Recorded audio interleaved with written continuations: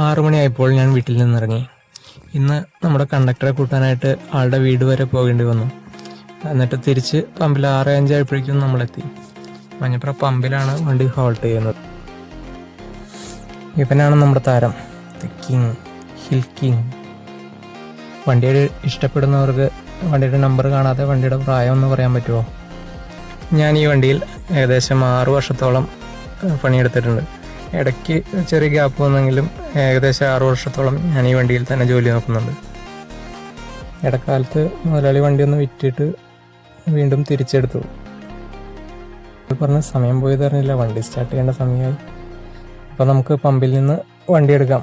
ഇത് നമ്മുടെ കണ്ടക്ടർ, ഇന്നത്തെ കണ്ടക്ടർ സുനി, കുണ്ട സുനി എന്ന് ചിലപ്പോൾ എല്ലാം അറിയപ്പെടുന്ന സുനിയാണ്. പമ്പിൽ നിന്ന് നേരെ മഞ്ഞപ്ര ജംഗ്ഷനിൽ പോയിട്ട് അവിടെ നിന്ന് നേരെ പോകുന്നത് അങ്കമാലിക്കാണ്. നമ്മുടെ റൂട്ട് വരുന്നത് അങ്കമാലി മഞ്ഞപ്ര അയ്യുമ്പോഴാണ് നിലവിൽ ഓടുന്നത്. ദീർഘദൂര സർവീസൊന്നുമല്ല, നമ്മുടെ ചെറിയ റൂട്ടാണ്.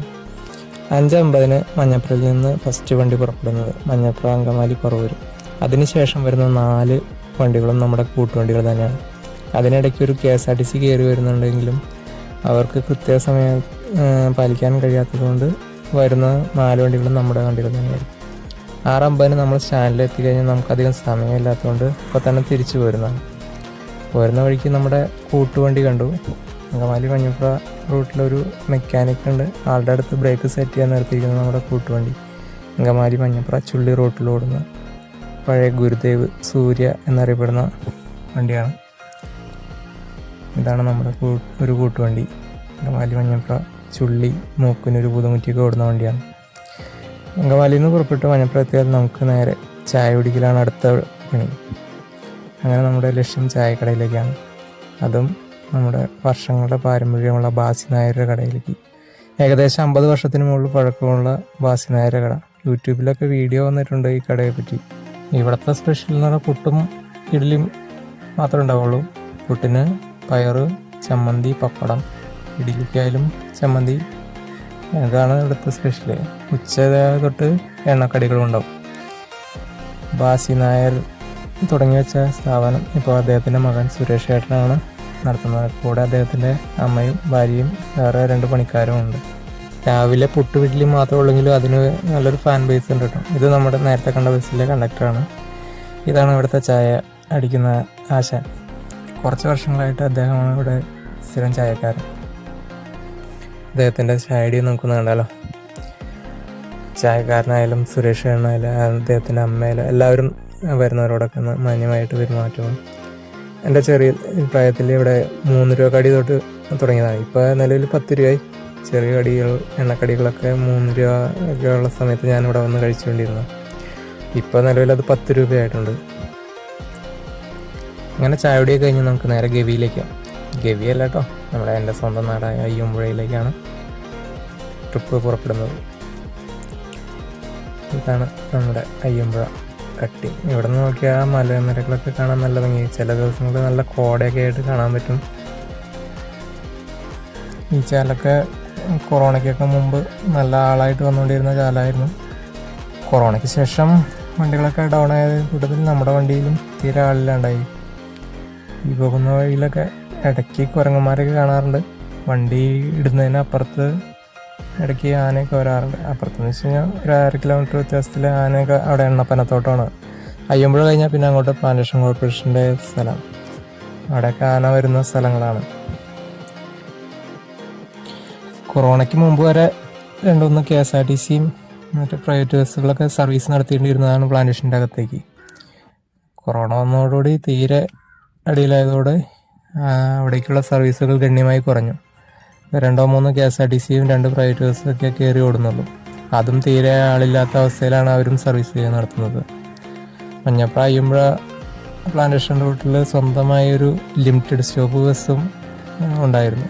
പഴയ നയന, കാരുണ്യമാത എന്നൊക്കെ അറിയപ്പെടുന്ന അവസാനം സമയങ്ങളിൽ നിർമ്മാല്യം. പ്ലാന്റേഷൻ മഞ്ഞപ്ര അയ്യമ്പുഴ വരുമ്പോൾ ഒരു കോതമംഗലം ലിമിറ്റഡ് സ്റ്റോപ്പ് ബസ്സായിരുന്നു. രാവിലെ 6:54 സ്റ്റാൻഡിൽ നിന്ന് പോന്നു കഴിഞ്ഞാൽ പിന്നെ ഉച്ചയാവാറാകുമ്പോൾ 11:15 നമ്മൾ തിരിച്ച് അങ്കമാലി സ്റ്റാൻഡിലോട്ട് എത്തുള്ളൂ. അതിനിടയ്ക്കൊരു മഞ്ഞപ്ര അയ്യമ്പുഴ കട്ട് ട്രിപ്പ് ഉള്ളതുകൊണ്ട് തിരിച്ച് ഉച്ചയാകുമ്പോൾ എത്തുള്ളൂ.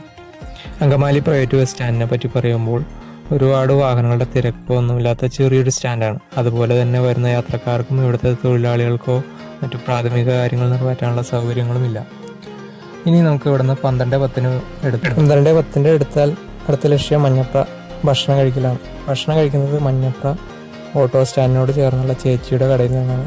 നല്ല നാടൻ ഭക്ഷണമാണ്. സാധനങ്ങൾക്കൊക്കെ ഇത്ര വിലയേറിയ സമയത്തും 50 രൂപയ്ക്ക് ഉച്ചഭക്ഷണം കിട്ടുന്ന ഒരു കട മഞ്ഞപ്ര അതാ മാത്രമേ ഉള്ളൂ.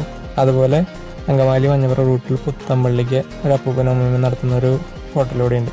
അവിടെ സ്പെഷ്യലൊന്നും ഉണ്ടാവില്ല, പച്ചക്കറി സദ്യമാതിരി ആയിരിക്കും. ഇവിടെ മീൻ വറുത്തതും മീൻകറിയും ഉണ്ടാകുന്നതാണ്. ഉച്ചഭക്ഷണം കഴിഞ്ഞാൽ നമ്മൾ നേരെ അയ്യുമ്പോഴേക്കാണ്. നമ്മുടെ ചെറിയ റൂട്ടാണെങ്കിലും 12 ട്രിപ്പോളം നമ്മൾ ഓടുന്നുണ്ട്.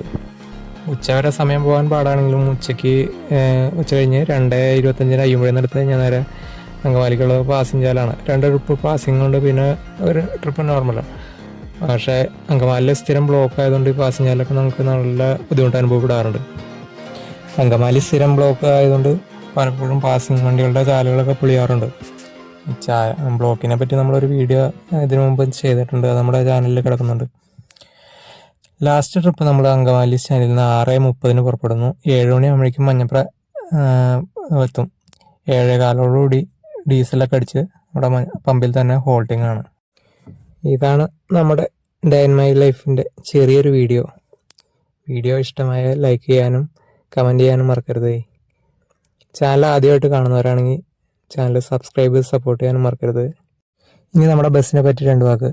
നമ്മുടെ കോട്ടയം സെൻറ്റ് ജോർജ് ഫാമിലിയിൽ 40ഓളം വണ്ടികളുള്ള ഫാമിലിയിൽ ജനിച്ച് അവിടെ നിന്ന് നമ്മുടെ ചാലക്കുടി മഞ്ഞപ്ര പെരുമ്പാവൂർ ഓടുന്ന വെർജിൻ മരിയ ആയിട്ട് കുറേ നാളോടി, അതിനുശേഷം AVM കമ്പനിയിലേക്ക് വന്നിട്ട് ലാസ്റ്റ് ഹിൽക്കിംഗ് ആയിട്ട് ഇപ്പോൾ ഓടുന്നത്.